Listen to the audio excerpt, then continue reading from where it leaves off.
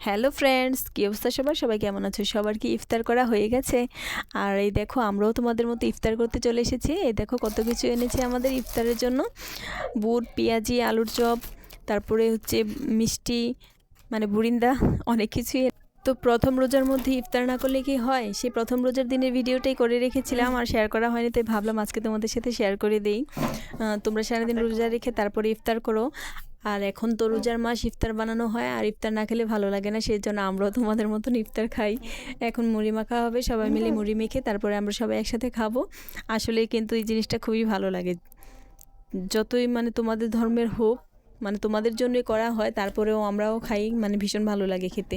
আর এগুলো তো আমাদের নিজেদেরই দোকানে করা হয়, সেই জন্য খেতে খুবই ভালো লাগে।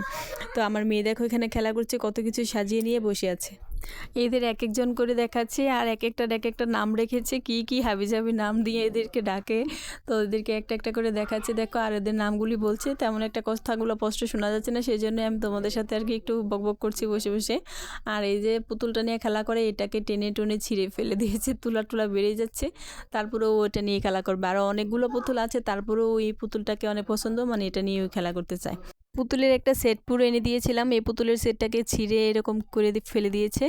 মানে পুতুলগুলো খুবই খেলতে ভালো বাচ্চাদের জন্য, আর হাতে মাতে ব্যথা পাওয়ার কোনো সম্ভাবনা নেই, সেজন্য আমি এসব পুতুলই ওকে এনে দিই। তো আজকে তোমাদের সাথে এতটুকু পর্যন্তই। দেখা হবে তোমাদের সাথে নেক্সট কোনো ভিডিওতে। ততক্ষণ তোমরা ভালো থেকো, সুস্থ থেকো। টাটা।